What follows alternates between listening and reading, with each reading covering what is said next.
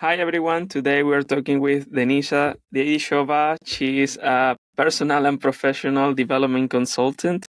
We will be talking about her journey to be a consultant into this area, what motivates her to do this, and of course, a lot of her professional insights for individuals and companies out there which are interested on collaborating with her. So, welcome, Denisa. How are you doing? Thank you for this nice introduction. Thank you for having me. Glad that you like the introduction, and hopefully I was able to pronounce your last name in a decent You did way. great. It was really nice. Thank you.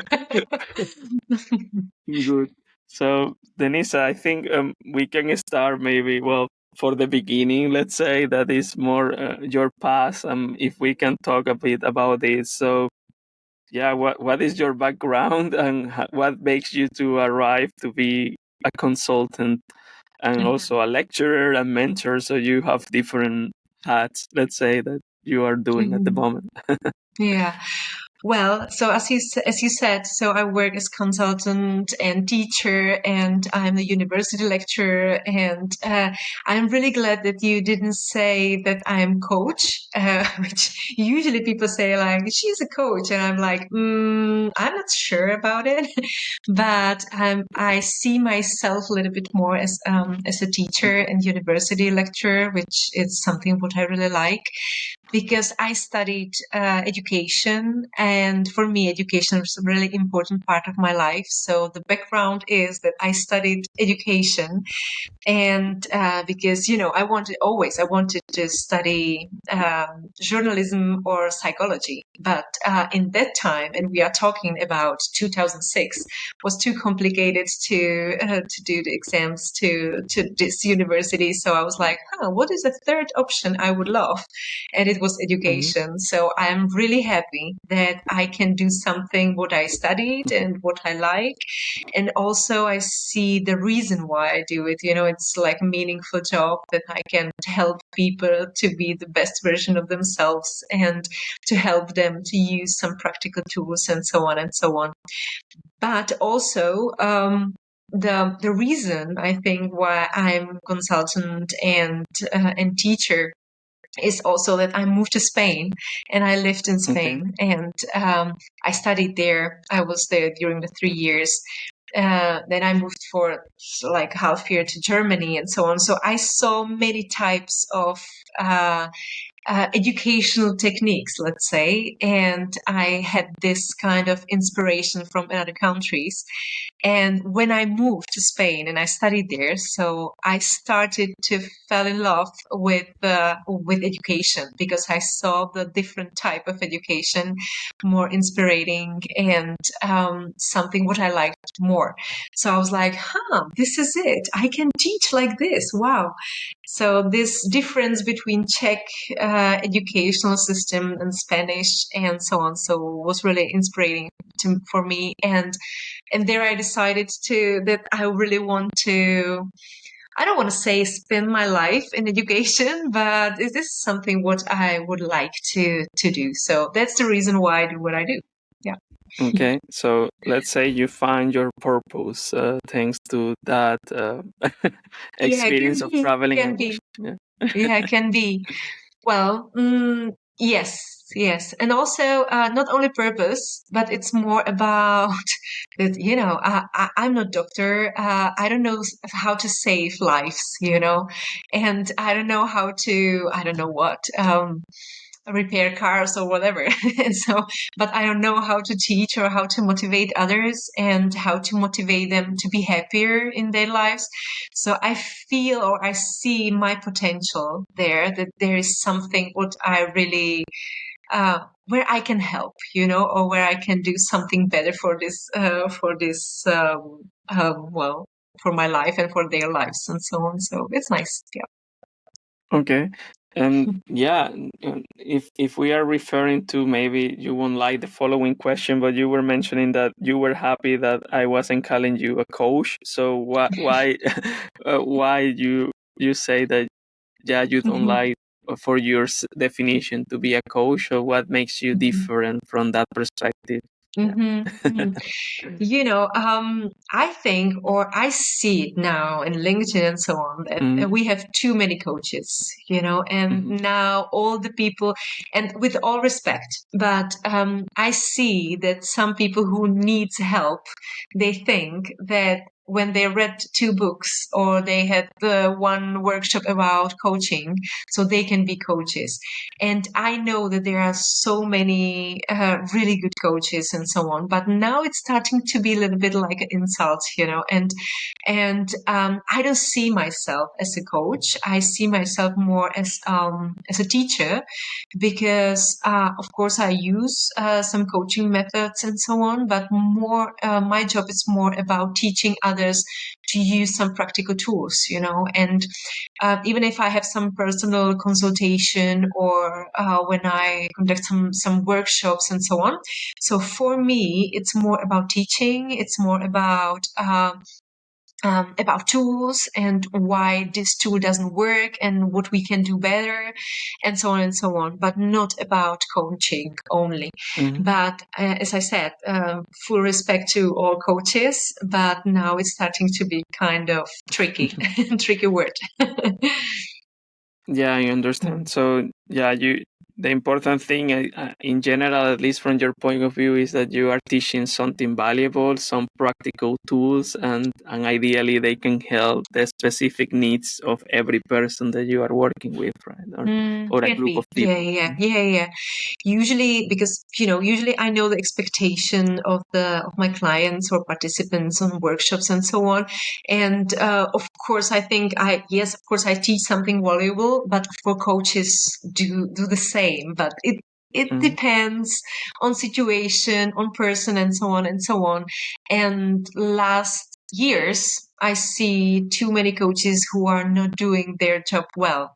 And I think that when I'm going somewhere, for example, and I say that I'm a teacher or consultant or whatever, so they are like, "So you're a coach, right?" And I'm like, "Not really, not really." So yeah, but I think, as I said, I think that there are too many or so many really good coaches, but just it's like a finding gold, So you have to dig too Okay. much. Yeah, and following up into that topic, I'm sorry if I'm going too deep into this, is like you mentioned that you detect that some coaches are not doing a good job into their role. So what do you consider some people is doing bad as a coach, if we can mention that, because that will help maybe people to detect the good ones from the bad ones, at least from your experience or opinion. I think there is a really fine line between where they can help and where you can harm, And I think a bad coach, and I don't want to criticize, but okay, it was the question, so I will tell my opinion. But there is really fine line between these two things, and I think the bad coach, he doesn't see that he really can harm, or she, well, that coach, they don't see the difference. And for example, they think that they are psychologists, but they are not, And I think you should to have and to respect this line, that you don't study to be psychologist or whatever. And okay, you can coach, you can of course give really good questions and so on and so on, but it should be more about this kind of coaching techniques, but it shouldn't be like a therapy. And what I see is that people who need therapy, they are trying to give therapy without studying how to make therapy. And this is something what I'm really scared of. And me as a teacher, I usually, on the first consultation, I usually say something like, I'm not a psychotherapist and I don't want to be. I have really good contact on really good psychotherapists.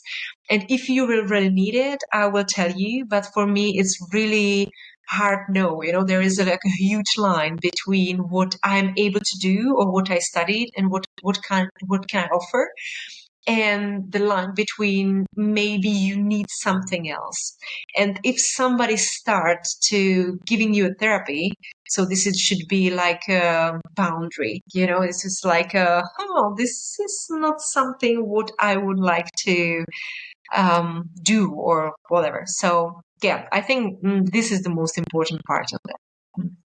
Okay, yeah, thanks for sharing that. So, since we are talking a lot on this, maybe, well, let's call it contrarian thinking, or way, or maybe not contrarian, but kind of what you consider from your point of view unique, or difference in your mindset.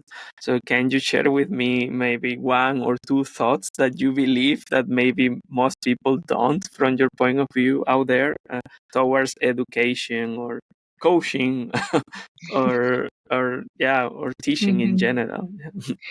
I think it's a hard question, I think it's more about motivation, about mindset, about expectations and so on. Mhm, It's no question as some thoughts what they don't have.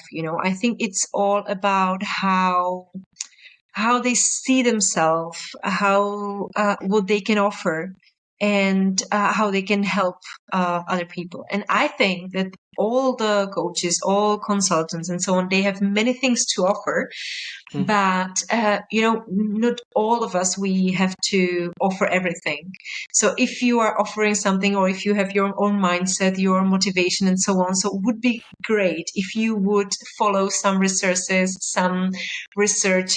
and so on. And this is something what I don't see. So it's more about just, okay, you can be consultant, you can be coach, but be careful. Just first try to find some really good researches, some numbers, some studies, and so on, and then you can offer it to other people.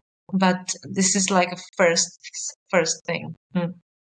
Okay, I know that you have this, let's call it quote, that is, better self, better world. And Mhm. yeah, what does it mean to you in Mhm. practical terms? Like, yeah, if Mhm. we can talk a bit about that phrase, and maybe what was the origins of it. Mhm.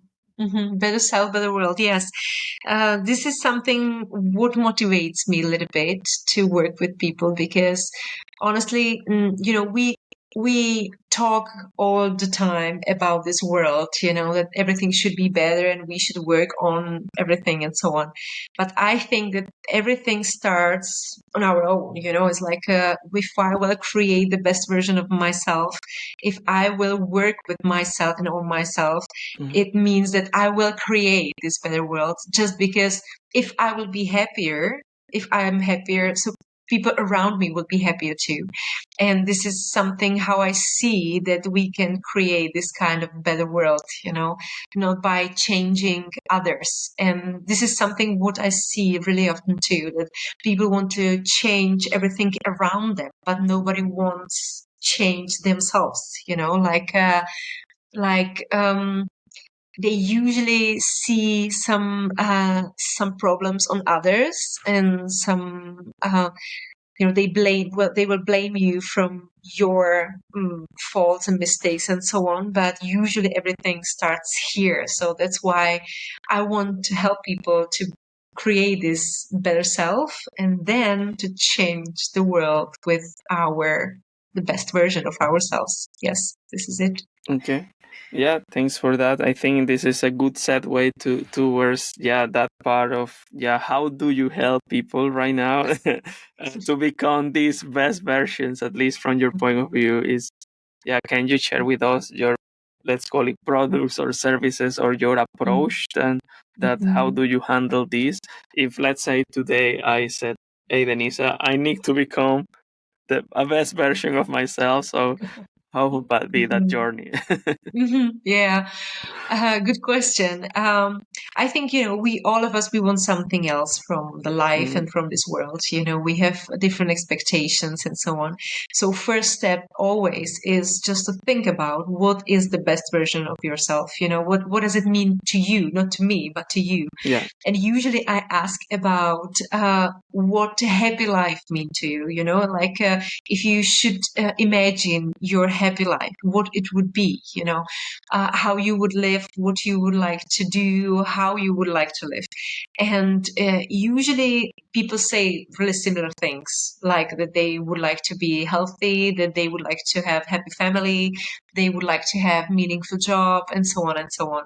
So, and there, of course, if you want to reach this kind of goals or this kind of vision, so then you have to work on yourself. It's not just like, no, I'm happy. It would be great, but it doesn't work like this.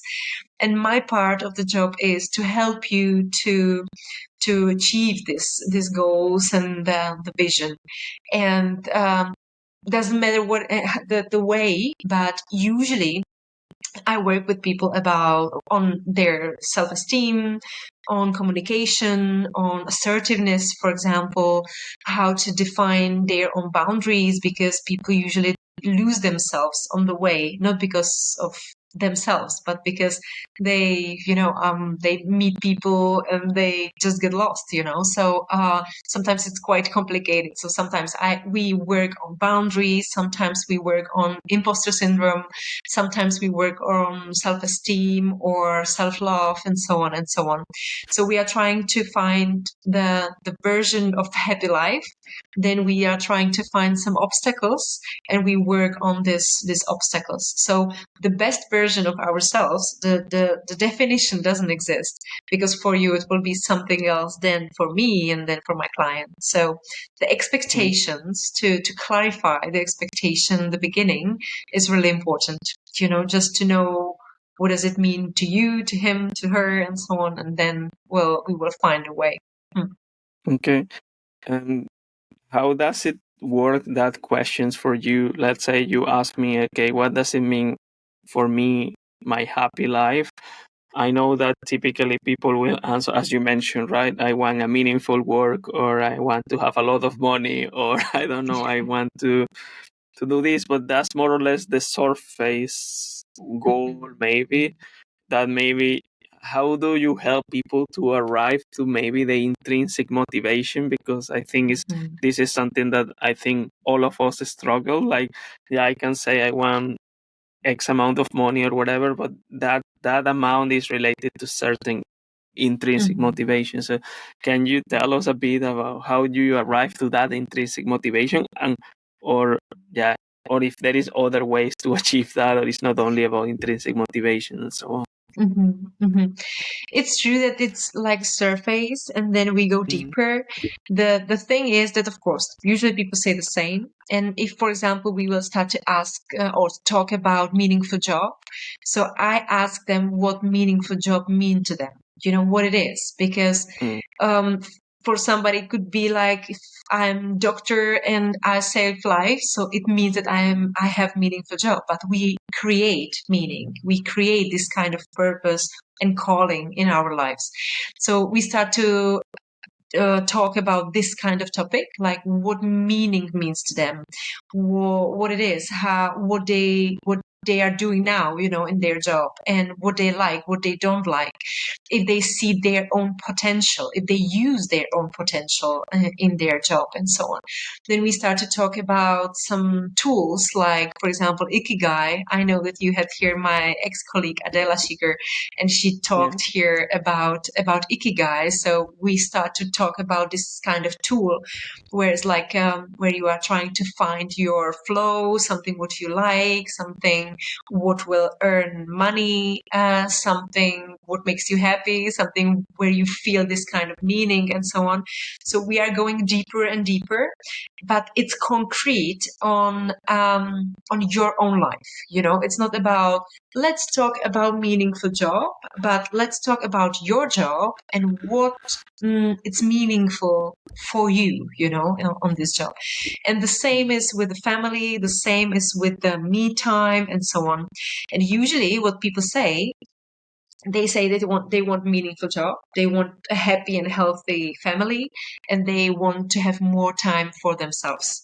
And we start with the me time, because there's something what usually they don't have. It's like they forget about themselves, and there is where we start usually. Like, okay, what would you like to do in your free time if you would have this kind of free and me time?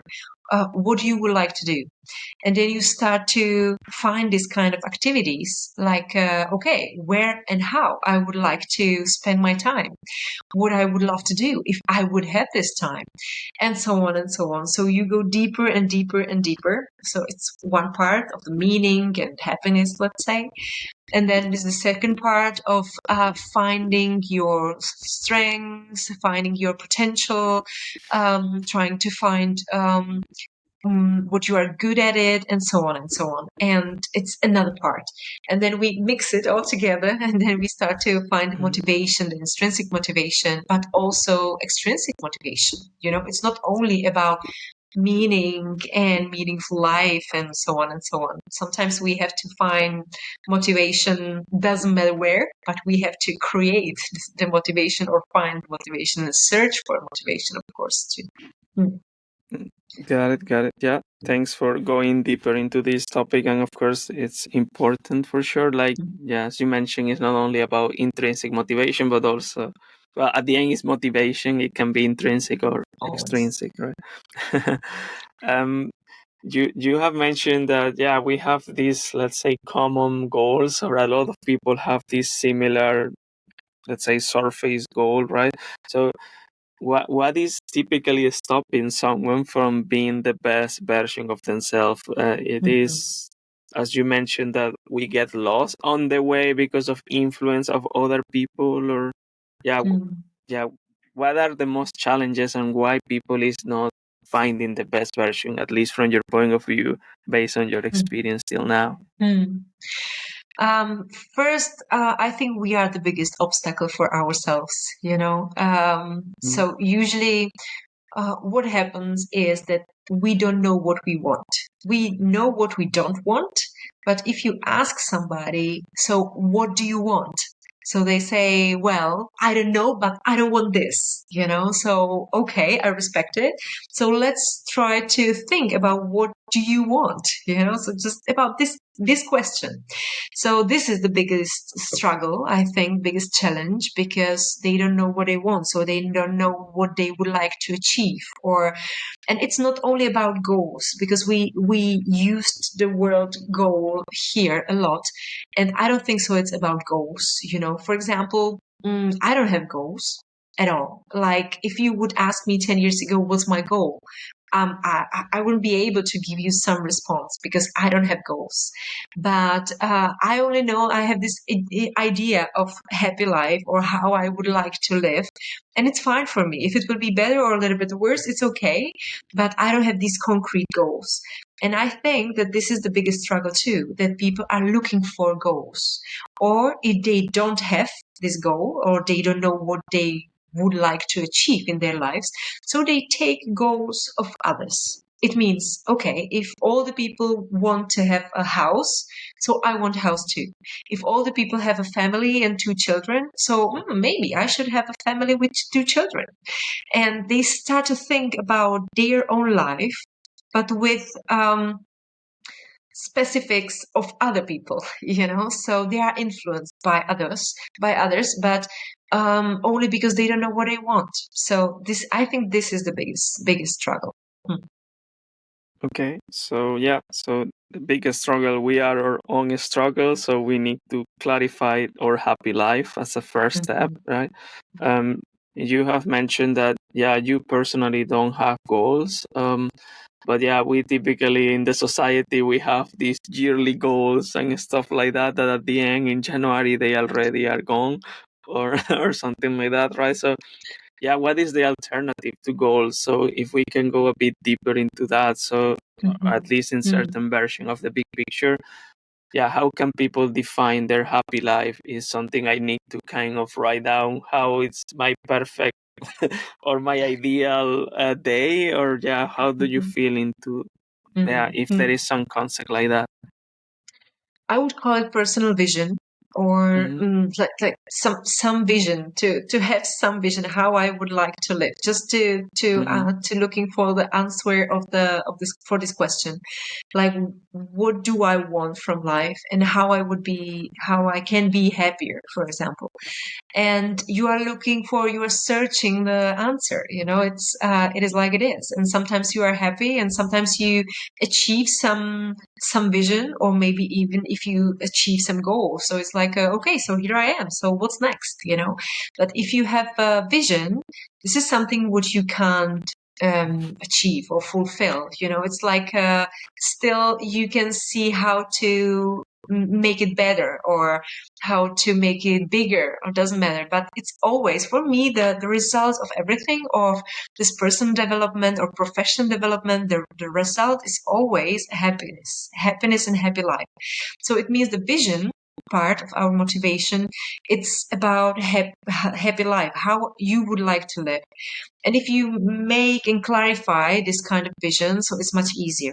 And then you start to do these small steps. It's about the action plan or something like this, that you have to, of course you have to. And I don't like to use the word you have to, but in this case, you have to do the action, and you have to take the action and start to do some small steps, and it's necessary. So if you have a vision, then you start to do the action, you start to do some small steps, and of course it will create some results. And sometimes the people are finished with results. It's like, okay, ready, done. I don't need to do something else. But for me, it's beginning. It's like, okay, so I did this, and how do I feel? What it makes me happy, really. Oh, this is it, this is something what I wanted. And sometimes it's like, I would like to do something more or less, or I don't want to do it with you, maybe I want to do it with you. And you start to looking for another path. But the path is connected with your vision. And if your vision is happy life, and for example, just fulfilling your potential, you have to know what your potential is, of course. And of course, you have to know what makes you happy, and you have to know what is meaningful for you. So it's really about knowing yourself, and trying to get to know yourself every single day, because your version 10 years ago was absolutely different than you are now. And it's normal and it's fine, but you are trying to find your own way, and not only just being successful or just to reach your goals, but to be happier and to live as you want and to be happier. So that's it. So yes, it's about this kind of motivation, about vision, about finding your purpose, about finding your potential, your flow, and doing and being on the way, and just also at the end of the day, just trying to find out that if this is enough or it's not enough, or if you want something more or not. And for me, for example, it means I love my job. I love what I do. I usually lead workshops, and I'm a speaker. I teach in a university, and so on and so on. So it's really like, I do many things, but it's not like it happened. It was like a searching for something what I would like, and I did it, and it was like, okay, I would love to go back to university and teach in university. And I do, because it was like, I have my potential there. I think that I have something to offer. So you are trying to find a way how to do it. And this is like fulfilling the personal vision. But if you would ask me 10 years ago if I would like to teach on university, I would tell you, I don't know. Maybe yes, maybe no. I don't care. If I will have this option and this possibility, yes, I will. But if not, doesn't matter. I will be happy anyway. Okay, that's good. So I think in general, if I have a chance to summarize a bit, well, not summarize, but kind of making a comment here, is that you, yeah, if you are better with yourself in taking care of yourself, right, and of course being happy with their current moment, right, then of course you will achieve more goals, because typically I think in the pursuit of goals, we are doing a lot of sacrifice today and making us unhappy, and then with trying to find happiness at the end of a goal when we later will discover, well, actually that didn't bring me any happiness, right? So Mm-hmm. so maybe that's an important message, that we need to first being happy today and now, and then Mm-hmm. even if we haven't reached certain goal, right? Because it's more about the process, right? Mm-hmm. I think one more important thing about goals is that, because we were talking about personal vision, which is something like that I imagine my future self, something like this. But it's not only about the future self or a future happy life. It's more about that you are analyzing yourself right now, right here. What makes you happy now? What makes you feel successful? What makes you feel, doesn't matter how. And you are trying to analyze yourself, and then you ask yourself, like, okay, what you would like to do more, what you would like to do less, with whom you want to stay in touch, with whom not, and so on and so on. So you start to ask yourself, and then you create this kind of better version of yourself, or the future self, because it's like, okay, I'm happy now, but it's fine, it's okay, but I would like to do more of this, less of this, and I would like to meet more people, and I don't know, doesn't matter what it can be, but it's not a goal. It's like the way of living, and there is the huge difference. So it's not only about plan to the future, but it's also about analyzing yourself right here, right now, and then make the plan. Okay. Yeah, thanks for that. I think since you have already plenty of years into this role and helping people and companies, well, companies are people, but anyway, but Understand? yeah, but in general, helping the companies as well. So, yeah, do you have any story? I mean, you don't need to share, of course, names if that's not possible or anything, but yeah, any story that you have seen, any transformation, or it can be a small or big, at least, or a success, what we will call a success story, quote unquote, right? But yeah, that maybe someone has applied some of these tools and you are proud to help them into that journey. So if you can share something like that. Yeah, as you mentioned it, I work with individuals. It means people who they really want to work on themselves, and they find me because they want my help. Then I work with companies and with employees and so on. And usually, I work in a short term with companies. It's like we make some workshops there, and doesn't matter the topic. Usually it's about, for example, last year, it's more about, for example, assertiveness and how to react on manipulation, for example, but also the topic of imposter syndrome and so on, self-esteem. So I have really this deep self-development, personal development topics. And with the companies is really short term, and with the people on my personal consultant journey, so it's long term thing. And there I see the results. It's something why. By the way, it's a reason why I do this personal consultation, because I can see the results. And I know that you want to have these success stories, but for me, I was thinking about this question, and I was like, for me, the success story is always when we reach the goal or the expectation, maybe better to use the word expectations, what the people usually have when they try to reach me and find me and try to work with me. So it's more about, I'm unhappy, I have manipulative boyfriend or whatever, and then you see the path and you are there with this person and you are trying to help them to reach their own vision and happy life again, and for example, to break up with the manipulative boyfriend, so this kind of success stories, they are not maybe success for me, but if they are happier after this half year or 1 year collaboration, so this is success for me. And with companies, it's a little bit different. Also, it's about fulfilling expectations. But the problem is that I ask a lot about expectation from the workshops and presentations and so on and so on. But learning and development manager usually have a little bit different expectation than the participants on the workshop.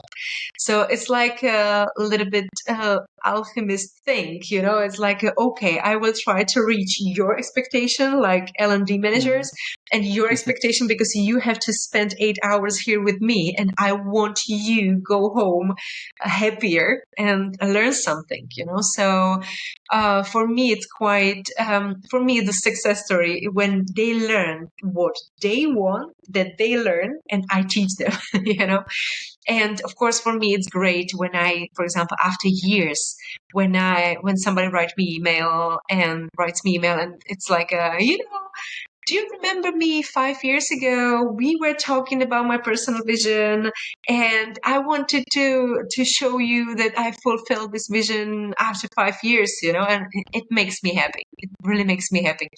And also, when I work with some companies in long term,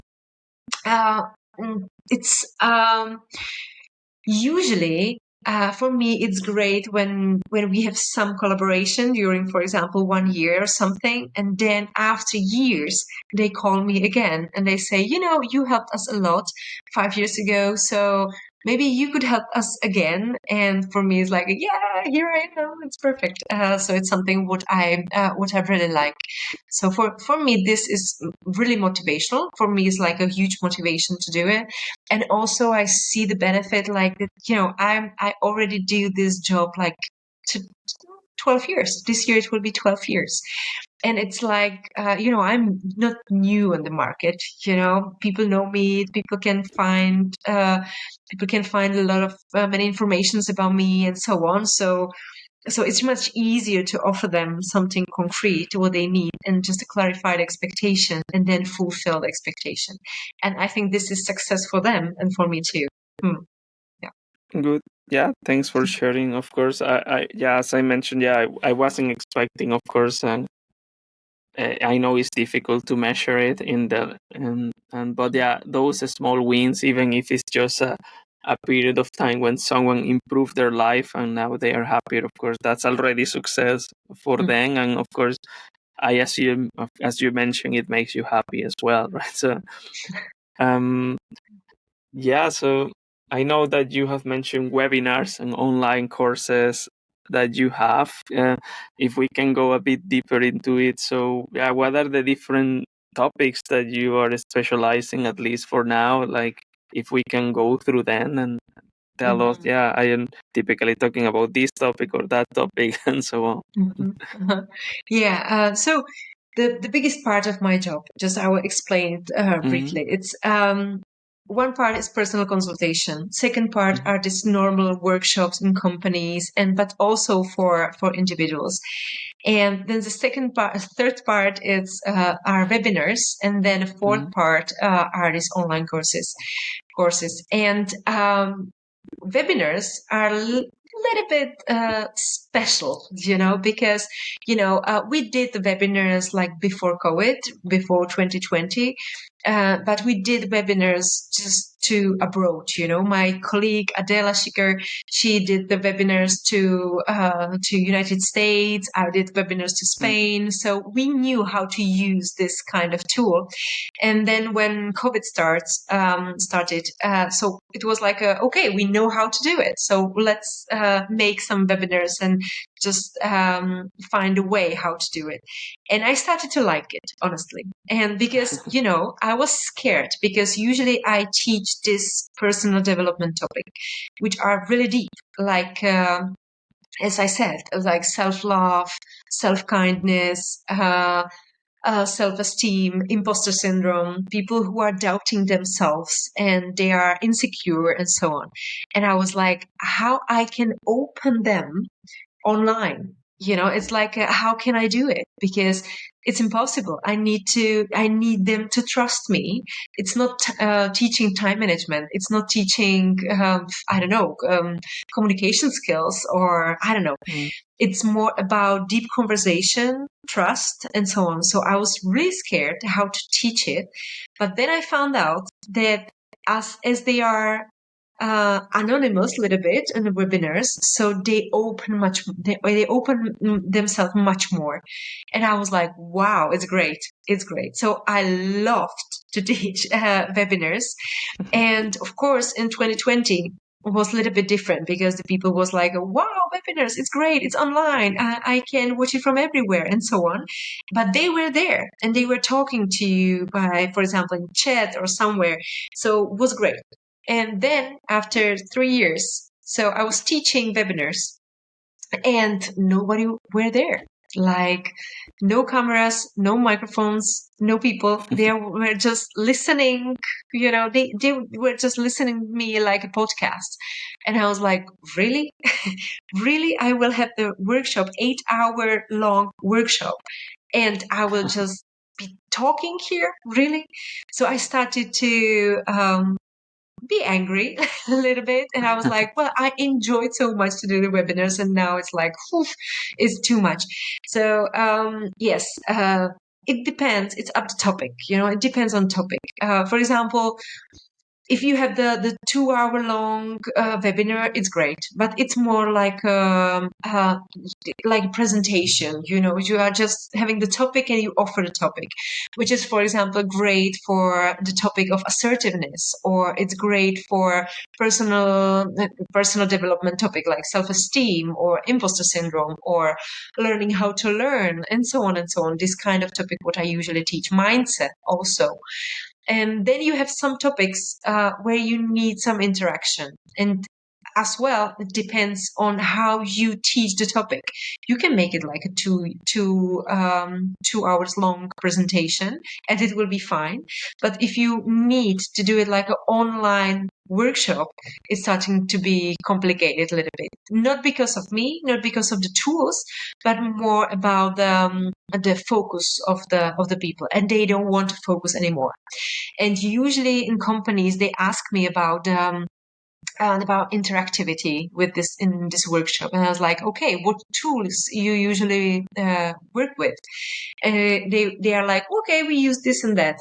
And I was like, okay, so we will use it, because if they are used to use some tools, so they will use it. If you offer them some new tool, they don't want to use it. So it's like, okay, let's do it as a presentation. And as I said, there are some topics what you can do like a presentation. Some topics, it's more like a 1-hour presentation and then 1 hour just Q&A. Because, for example, the topic of manipulation, it's like all the people have some stories with some manipulative person and so on. So they have so many questions.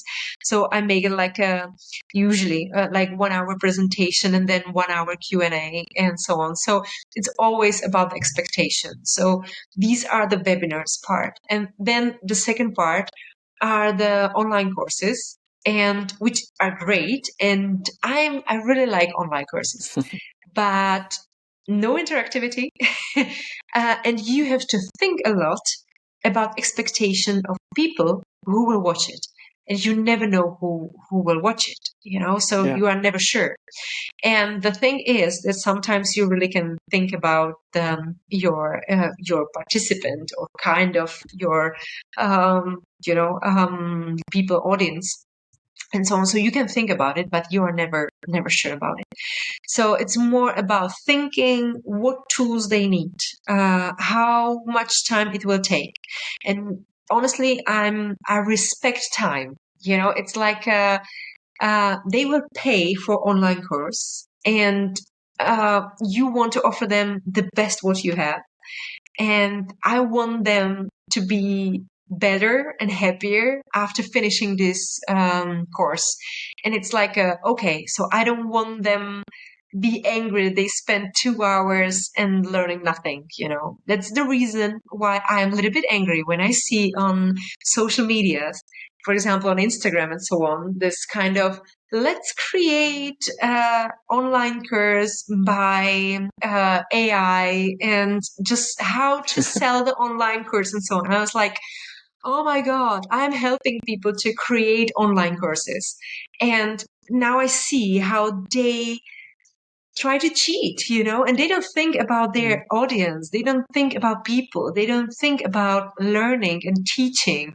They think about money and about how to earn money. And it's like, okay, you don't do it just because you want to share something. You do it because you want to earn money. And this is not a good motivation. And I'm trying to do it this way. Like, I have my potential. I have some informations. I have something valuable for you. And I would love to teach you. And if you learn it, you will create the better version of yourself and happier life. So this is the result. So for me, online courses are this kind of motivation, and it had to last like years. It's not webinar. It's not like just today and tomorrow we will do something else. Yeah, it needs to be more evergreen, let's say, or something like that. Yeah. This is a good word. Yeah. Typical.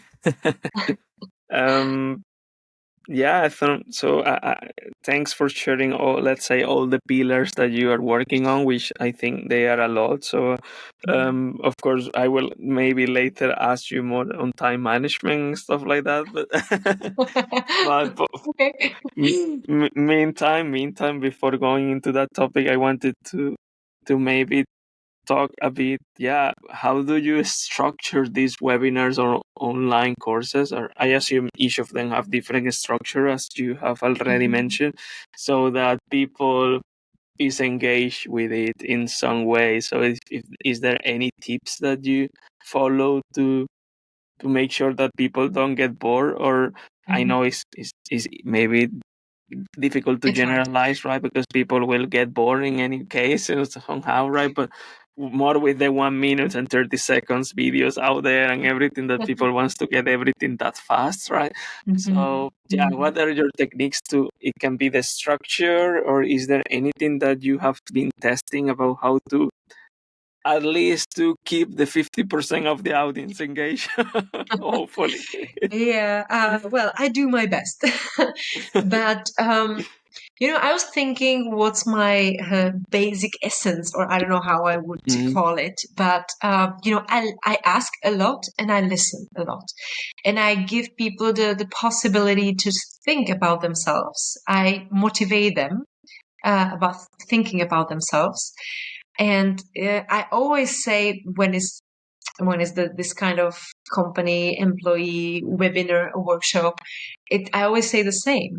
Somebody, your employer, it's giving you here 8 hours to think about yourself and to being here learning something what can help you in your personal life and your professional life. And it's up to you. It's your motivation. You are adult. And since you are 18 years old, you are responsible for your action. You are responsible for your learning process. You are responsible for your motivation. And they are like, oh, really? And like, of course, I'm not here just to entertain you, I need your focus. I need you being here. And if you don't want to be here, or if you don't want to listen to me, it's fine. It's absolutely fine. But it's up to you. And they are like, okay, so she's expecting something. I was like, oh yes, I am. So this is the first step, that I try to explain them that it's not for me. I'm not there because of I want. I'm there for them. And also I support them a little bit to ask a lot, because, people listen to you only if it's good for them, not for you, but for them. And if they feel that you are really interested in their topics, in their questions and so on, so they trust you and they listen to you. Not all the time, of course, but I'm trying my best and they trying their best too. So I'm asking a lot, I listen a lot, I support them a lot. And for example, not only in webinars, but on workshops, is there one game changer? And it's that you remember their name and you remember what they said on the beginning when they set their expectations.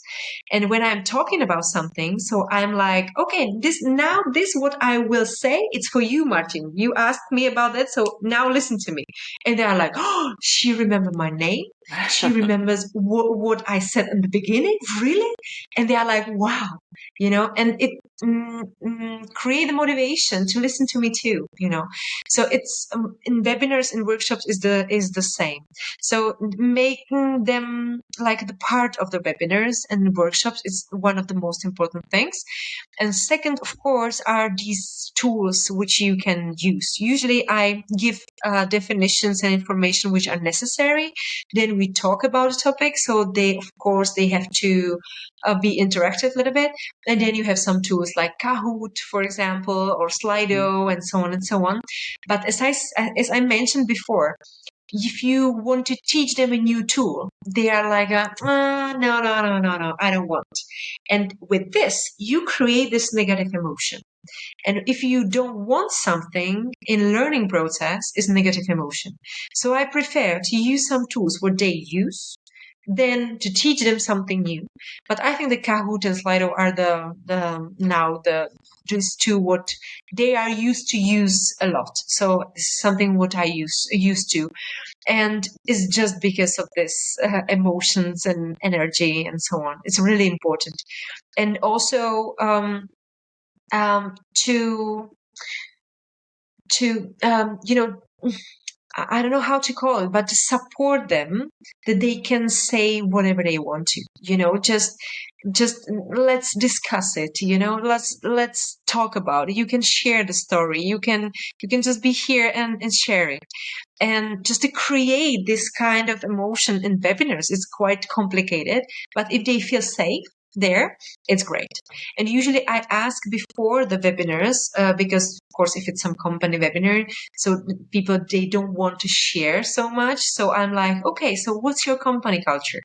These people are friends, or there are some managers and employees, or how it works? Because then I have to know what I can ask or what I shouldn't ask, and how to create this moment of we are here together, And also one another thing of interactivity and so on, and how to take their focus, is that I share a lot from my life too.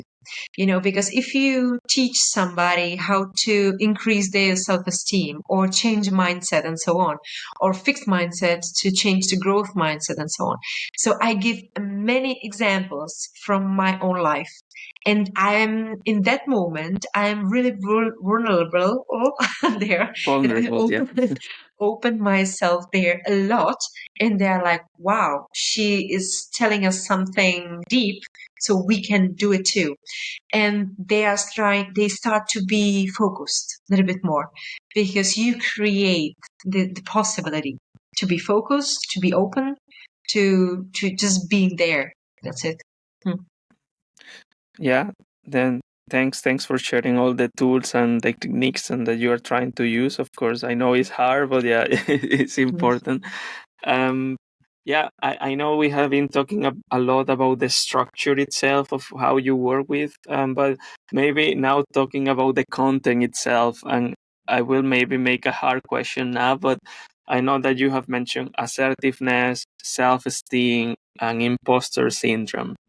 So let's try to do this in a short time, if that's okay for you. Like, yeah, what would be your first advice about what to do to improve in one or two of these topics, like let's say assertiveness or self-esteem? Like, yeah, if you have only 1 minute and 30 seconds to explain someone how to improve self-esteem, what would be the tool or that you would recommend it to go deeper and find a way for them to improve self-esteem?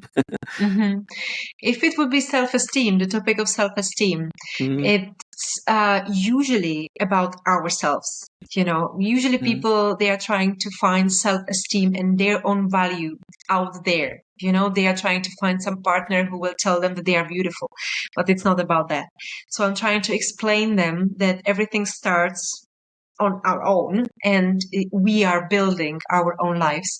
And the first step is just to try to find your potential, and really you are in something what you are really good at, and then you are trying to find something where you felt like successful, or you are trying to write the list of your successes, something what you are really proud of, and not only success, but it's more about being proud.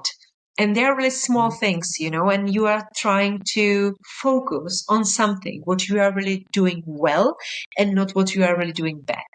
And we are feeling and perceiving 3 times harder something negative than something positive. It means that we have to focus on something positive. It means that we have to focus our brain to something what we are doing good.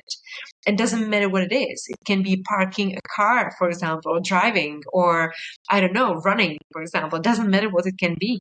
But you have to be sure about yourself that you are really doing well, or you are really good at it. And so the first tool is start to write something what you are really proud of, something what you think that it was some success, some your success stories. And it should be some small things, not the big ones, not the finishing university, not only this like big things, but the small one. It's really important. Got it. And in the case of imposter syndrome as well, like what is because typically it's something we all have. I think it's like, for example, I've been doing this podcast maybe for 2 years now, but I still like, of course, learning every day, right? Maybe I feel like, well, I am not really a podcast, well, so quote unquote podcaster. I don't know what does it mean exactly on terms of, well, there are certain skills for sure, but yeah, how that people reduce, or even including me and making me vulnerable now. So let's say if I am thinking, okay, well, I am not the best podcaster out there. So yeah, how can I remove or reduce that level of imposter syndrome? And of course, I'm using myself as an example, but yeah, I assume everyone have certain imposter syndrome in their job or in other activities. 85% of people, they kind of suffer of imposter syndrome once a lifetime. So it's like many people, really many people, they can struggle the imposter syndrome. The really fast tool, well, long term but quite fast, it's this kind of working with your inner critique, this inner dialogue, and you are trying to be kind to yourself, because people who suffer the imposter syndrome, so it's like they feel that they are not good enough, that they are a cheater, that they cheat people, they are like imposters. And they just feel this way. It's not true. It's not exactly true.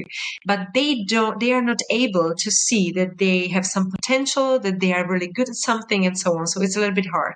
But they can learn how to be kind to themselves. It means that if you, for example, you will think that you are not good enough in doing podcasts. So it's like, okay, but I'm doing my best.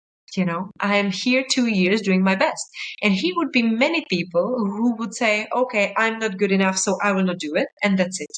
But I am here, and still I'm learning and I'm doing my best. And it's kind of like a kind inner dialogue. And this is something which we have to practice. Most of all, if you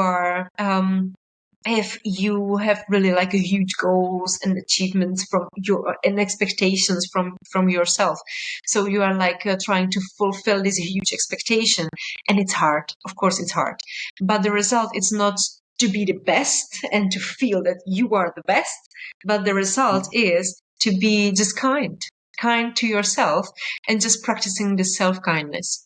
And one of the tools for self-kindness is that you are trying to look at yourself as you would be somebody who you love.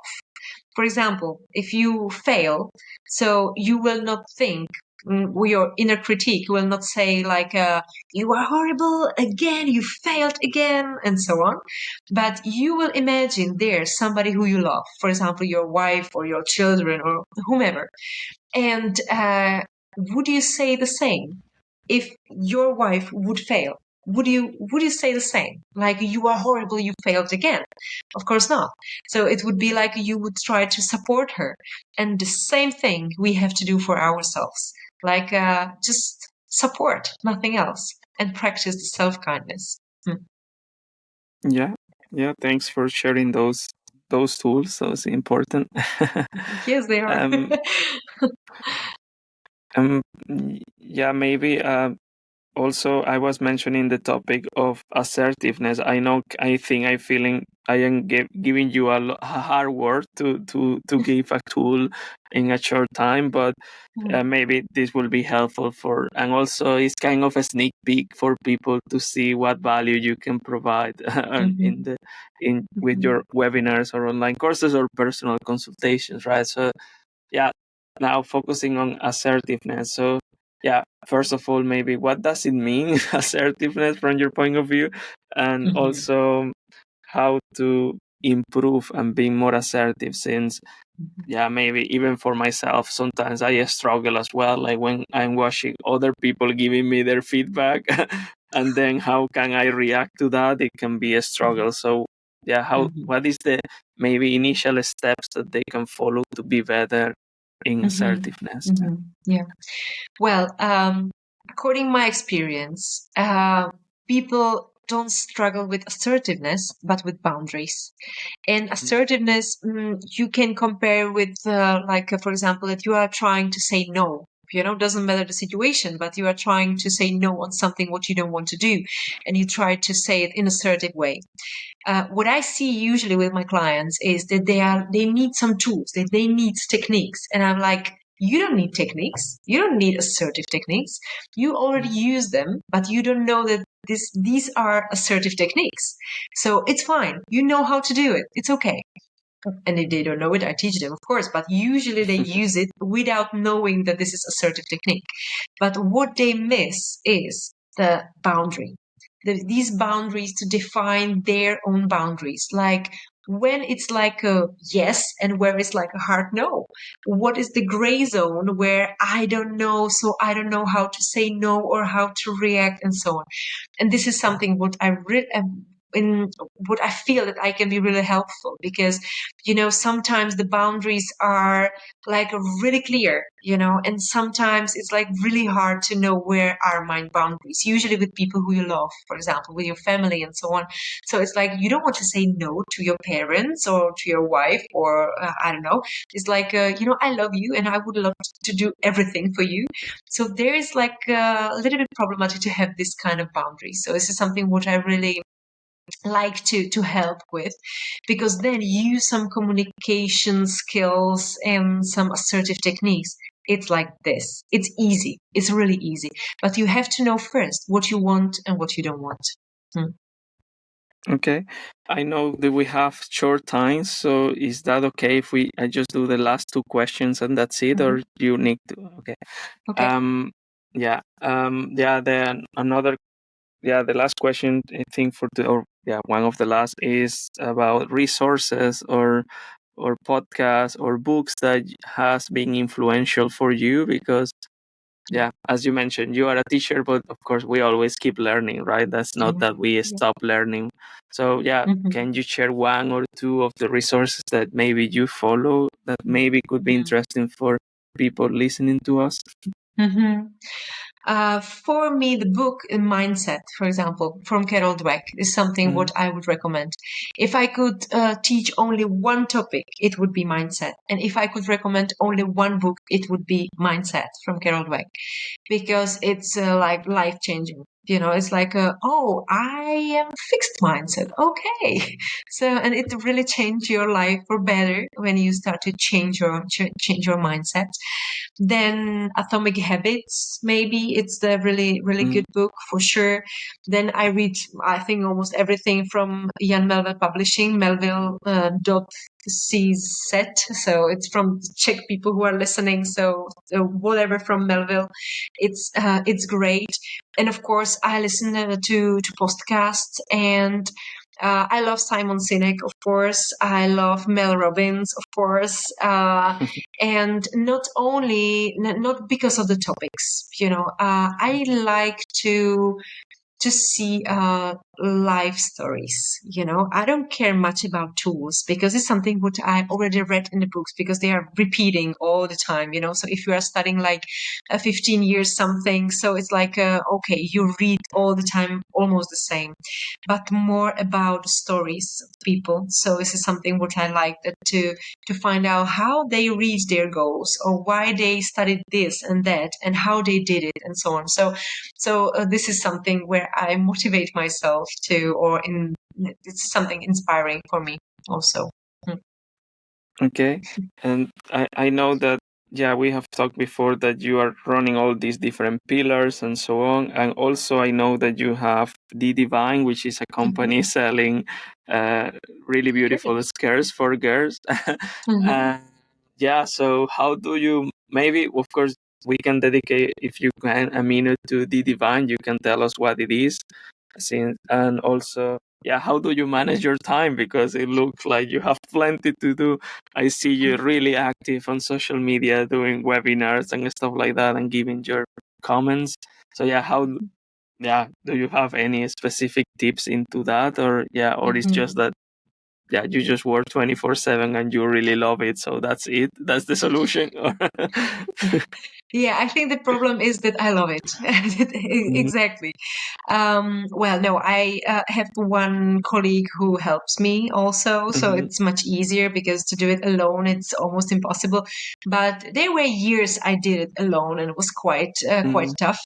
But yeah, D Divine is my own fashion brand, and we see the skirts, this high waist skirts, tailor made, which is really important. That it's not something what we buy and sell, but we really sew them, they are tailor made, which is great. And I started with the D Divine because I had nothing to wear, of course, and I was like, okay, I want to wear a skirt, so let's create D Divine. So it was like a short short story, long story short. And of course it take a lot of time, but what is really important to say, I think, is not business made to earn money. It's something what I really like and I really enjoy. I enjoy to talk with the customers. I really enjoy to find the materials for them and so on and so on. And of course it earns money, of course, but it's not the biggest motivation. That's, I think, is the reason why I spend so much time on it without being angry or tired or whatever. And I don't work 24/7. Now I work like 15 or something like this. No, I think it's too much. I'm trying to having this work-life balance a little bit more. But the problem is that I really like it. I really love it, and I have this high motivation, and it gives me energy. This is it. And also, I don't have children, and I have really busy boyfriend who is achieving his own dreams too. He who runs two businesses too. He has two companies. So for me, it's like normal, being working all the got it. time, and we work like together. Well, he works on his project, I work on my project, and we are spending time together and both working. So it's like a normal for us. And as we don't have children, so it's like I do something what I enjoy. That's it. So this is my motivation and my time schedule. Yeah, yeah. So, but it's important, as you mentioned, you are self-aware that, and also that it gives you energy, right? So, because of course Mhm. it will be the opposite. It's a good message about that it gives you energy that instead of drain you. So, that's the Exactly. positive Exactly. stuff. So important. Mm, But I think it's a result of my self-development too, this personal development, mm, because, you are really aware of your emotions, of how you feel, what you want, what you don't want. And if you don't want it, I usually, I'm able to survive a lot of things, it's like, okay, I can do it. But then it's like, I'm done. I don't want to continue anymore. And being aware of your emotion, it helps you a lot to make good decisions. So mm. I think it's important. Yeah.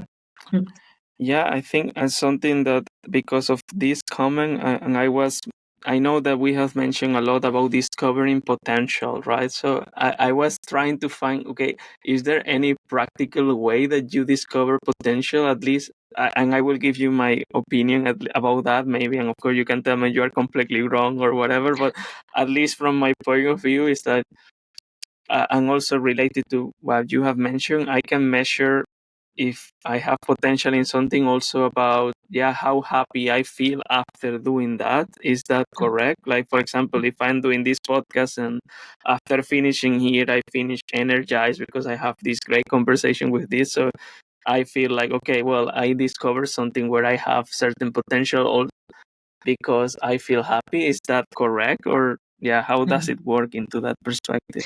It's good. If you feel full of energy, it's great and it will makes you happy, of course. Mm, The potential thing is if you are thinking about if you are really good at it also, that if it mm, brings results, if it brings something what you really want, and if you feel comfortable, not only happy, but comfortable mm, doing this thing. mm, Because sometimes you have to work really hard and it's like, you are trying, you are doing your best, but it's hard.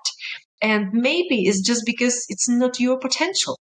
For me, like what mhm. is really hard to me, it's it's doing the Excel things. So It's like, sheets and oh stuff. my god, this is something what, of course, I am able to do it, but Mhm, it makes me so angry and it's so tough for me that I really don't want to do it. So this is not my potential. And of course, if you are self-aware, or if you are living mindful, if you are able to this kind of metacognition, that you are perceiving how do you perceiving these things and so on. So you are learning how to listen to yourself, and then it's much easier to find your potential, your happiness, everything, because you are able to think about yourself. That's it. Mm. okay. Yeah, thanks for that. And as a last point, finally, how can people, um, yeah, if you, sorry, my point was, yeah, is there anything that you would like to remark just to end this conversation? Because we talk about several topics, but if you have Mm. to collect it in one sentence, what is the most important thing that people needs to remember out of this conversation? I think that the most important thing is the responsibility for our own lives. That not to expect that somebody will make us happy, that somebody will teach us something, but the responsibility, and just that I am responsible for my happy life, that I am responsible for the best version of myself, and just trying to find the tools. And that's it. Responsibility for the better self and better world. Great. So, yeah, how can people follow up this conversation with you or any resources that you can share with them? Feel free to tell Mhm. us where to find you. As you mentioned, I'm really active on social media, so you can find me on Instagram for sure and LinkedIn. So everywhere you can find me with my name, Denisa Dědičová. So you can find me there, and of course I have my webpage. So if you put denisadedikova.com, so you can find my webpage and my email. So you can write me there if you wish. Okay. Thank you very much, Denisa, for your time. Really appreciate it, and all the best, and keep helping people to find their best version. Thank you. Thank you very much. Thank you. See you Have a around. nice day. Bye.